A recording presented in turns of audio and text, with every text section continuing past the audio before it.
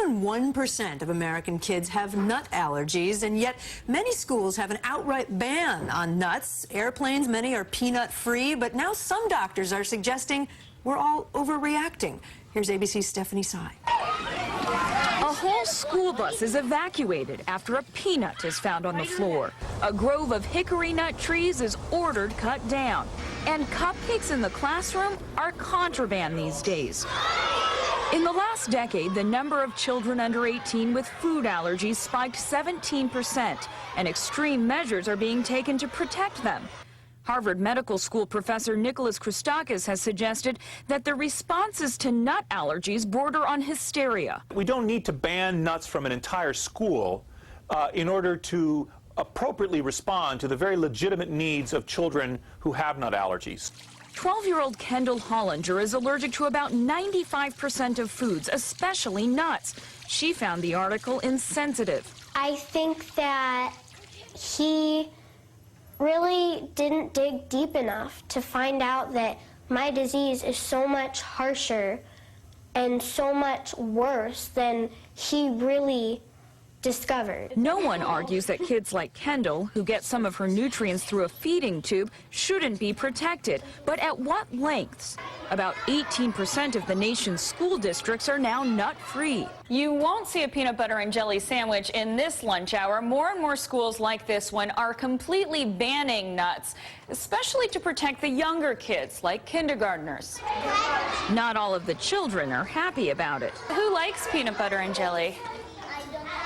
I just think that, with those kids being allergic to it, they should be carefully watched when it comes to lunchtime. But Principal Tortorella says since nut allergies tend to be severe, it's worth the sacrifice. Well, I guess all you need to do is have one child have a reaction, have a fatal reaction, and then I don't know if we'd be considered it to be extreme. I have people's most precious resource in this building, their children. Dr. Christakis says completely eliminating nuts from children's lives could actually do harm. There is suggestive evidence that denying children access to exposure to nuts and other kinds of foodstuffs actually may be contributing to the epidemic of nut allergies. But for severe allergy sufferers like Kendall, the only proven way to prevent a possibly fatal reaction remains avoidance.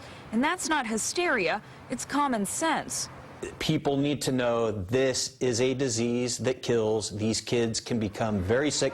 For Good Morning America, Stephanie Sy, ABC News, Hoboken, New Jersey. So are we overreacting? Joining us to give us some context and perspective on all of this is Dr. Dan Atkins. He's one of the nation's leading allergy specialists from National Jewish Health out in Denver. Good morning, Dr. Atkins. Thanks for being with us. Good morning. Thanks for having me. So let me pose the basic question. Do you think we're going overboard on peanuts?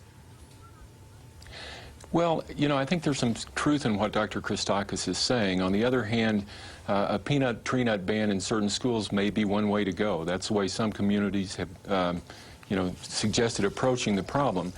I think the majority of children with peanut or tree nut allergy would do fine in a school where these peanuts and tree nuts aren't allowed in the classroom. They have a peanut tree nut free table in the lunchroom where they can eat, and where children are encouraged to wash their hands after eating and tabletops are cleaned.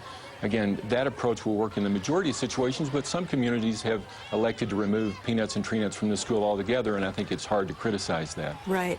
We heard Dr. Christakis say by banning peanuts from entire schools or lunchrooms, he suggests that we may be, quote, contributing to the epidemic. Why is he saying that? He's suggesting we're making it worse.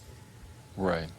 Right. I don't really think that's the case. The children who aren't eating peanuts and tree nuts at school can eat those elsewhere and maintain their tolerance. I think he's really referring to data that shows that if we avoid feeding peanuts to children early on in the first couple of years of life, that may actually lead to more sensitization, and there are studies examining that now in young children. In very young children, right? In infants. In very young children, within the first year of life. Right. We've been saying for a long time that we shouldn't feed children peanuts until 3 years of age if they're at high risk for developing allergic disease, and it turns out that maybe we should be feeding them peanuts much earlier in the first year of life or so to avoid sensitization. And just one last question. There was also a study this week about treatment out of Duke University. If kids have allergies, how do you treat them? Tell us about that, because that's groundbreaking, isn't it? Absolutely. It's a very exciting study which suggests that we may soon have a treatment for allergic reactions to foods. They took children who were peanut allergic and gave them gradually increasing amounts of peanut protein on a daily basis. They remained on this particular dose of peanuts, about 4 grams a day, for 2.5 years. And then when they took them off the dosing, the daily dosing, and challenged them a month later, half of them had lost their peanut allergy. So it may actually be a cure for some patients. Some hopeful news there. Dr. Atkins, thanks so much for being with us this morning. Up next, Marisol shows us